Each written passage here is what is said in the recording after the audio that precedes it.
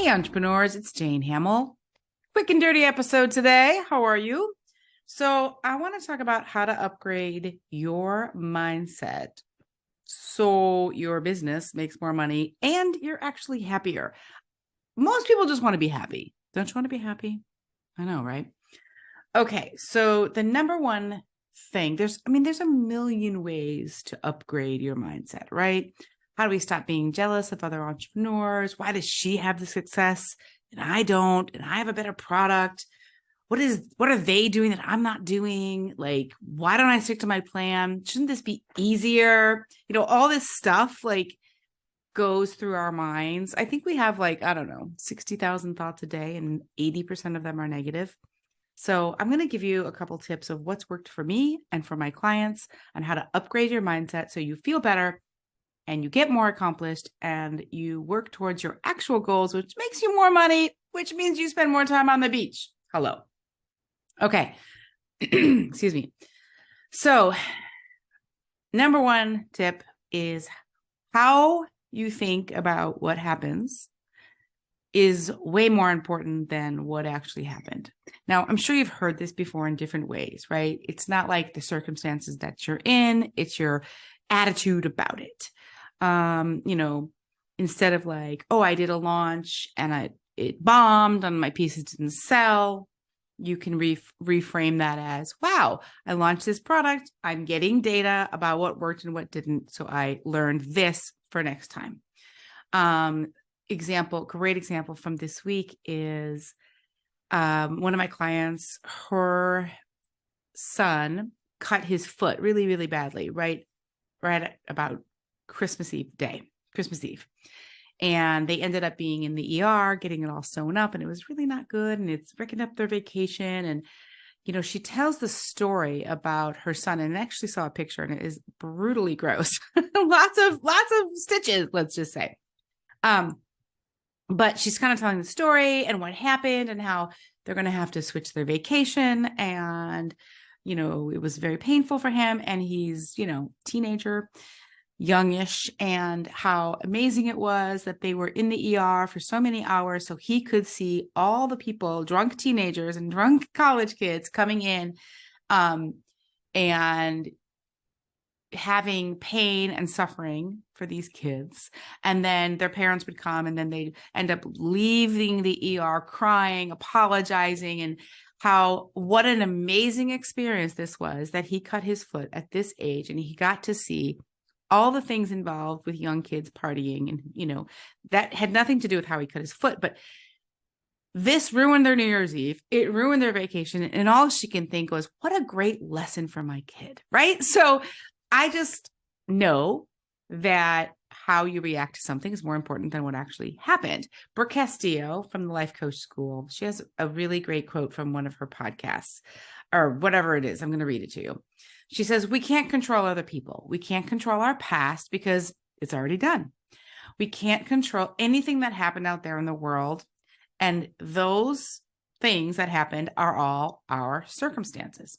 And really, those are the only things that we can't control in our lives. So you can't control your circumstances, right? You get in a car crash, whatever. You have cancer, you threw up, whatever happened to you that day, whether good or bad, that's a circumstance, a fact, something that actually happened.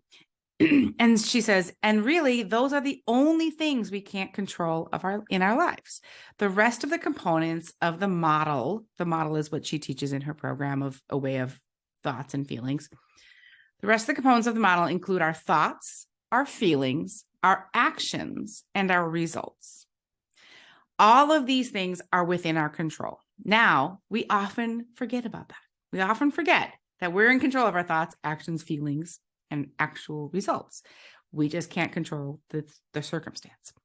We think that everything is either in control or nothing is in our control. And it never is that way. It's always that circumstances are not within our control and everything else is. So this is a great way to approach your days, right? The same thing could happen to two different people, and one person finds it devastating and horrible, and they spin out of control for the day, and it's drama, drama, drama.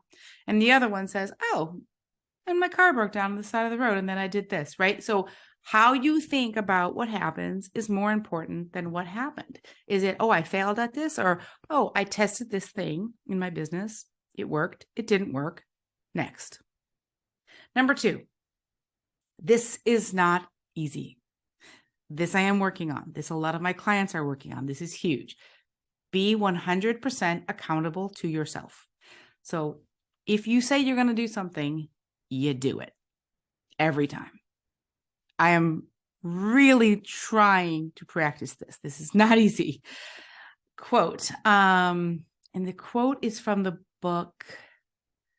Ooh, I'll have to put it in the show notes. I don't have it in front of me, but this is a quote from a woman who wrote a book that I haven't read yet, but I just ordered it based on recommendation from somebody. But she says, learning to trust is one of life's most difficult lessons. That's because trust is not a verb, it's a noun. But what if the real problem is not that we can't trust other people, it's that we can't trust ourselves? This is why some of us hate planning. We hate goal setting. Someone like myself who says, well, why should I bother setting goals? I'm not going to reach them anyway. I never do. I always just give up. Or if I'm really excited about the goal in the beginning and then later I just forget about it and I never do it. So what's the point? We have a sort of a defeatist attitude, right? I don't know. Is that you? That has been me for sure in the past. Let me find the name of this book because I don't want to leave you guys hanging in this episode. Okay. So basically, if you go back and you listen to a podcast I did recently with Jen Xiao and Tiffany Nelson, it is an amazing example of both of these particular entrepreneurs learning to trust themselves and going through the Badass 30 and a few different things that we did in coaching to learn to trust themselves, to keep their word to themselves and to the universe. So interesting. Okay. The name of the book, by the way, is called Trust, Mastering the 4 Essential Trusts. I haven't read it yet, so I can't say if I recommend the book per se, but the author is Iyanla Vanzant, Vanzant. So apparently this has been very helpful for other people, but I just love the idea what if the real problem is not that we can't trust other people, it's that we can't trust ourselves. Number 3 piggybacks on number 2. Focus on increasing your confidence. Dan Sullivan he's a business coach, I think, from, he has a coaching company for more like corporate people or bankers and things. But in any case, it doesn't matter. He's a very, very smart dude. And he says this: confidence is the ability to transform fear into focused and relaxed thinking, communication, and action. It turns dangers into opportunities, obstacles into innovations, weaknesses into advantages, and setbacks into breakthroughs. Okay, so confidence, what's the point? Why do we want it? And he says, when you have confidence as a daily resource, you can learn anything, respond to anything, adjust to anything, and achieve anything. And this is so flipping true. The entrepreneur's confidence is paramount to success. If you feel like you can do it, you're going to go do it. If you are getting a dopamine hit every time you check a box of something that you said you would do that you did because you kept your word, like in number 2, you're going to feel unstoppable, which makes you do more things and take more risks and get results. Good results, bad results, I don't care, right? Who's to say if it's a good or bad result? It's more about what you think happened. Like if my husband said something to me and I think he's putting me down, but then the person next to me hears him say the same thing and he just thought he was like, venting, then did that person, did somebody say something or did something happen to me that was actually bad or good? It just depends on your perspective. How you think about what happens is more important than what actually happens. How do you begin in small baby steps this week to be more accountable to yourself? If you know you're not going to do it, don't say you're going to do it. If you know it's not going to happen, don't put it on your to-do list. That's like the 3 things. I usually have a system of a Post-it. I put 3 things a day. That's it. Those are DEFCON 1. Those things have to get done. If you know you're not going to do it, don't put it on your freaking list. Put it on your someday. Maybe I'll think about doing this, but don't say you're going to do it if you're not going to do it. Okay. I'm struggling with this. I told my accountant I would have things to her yesterday. I haven't done it. I am not being 100% accountable to myself. Frustrates me, hurts my confidence, hurts my productivity, hurts my sales. Same for you. Okay. And the third one is truly, truly focus on increasing your confidence. Little, small wins. Focus on them. Checking the box. I said I would complete this email, and I did. Check. I said I would make dinner, and I did. Check. I said I would pick up the prescription, and I did. Check. Small little things. When you have confidence as a daily resource, you can learn anything, respond to anything, adjust to anything, and achieve anything. Thank you, Dan Sullivan. So what does this mean for you?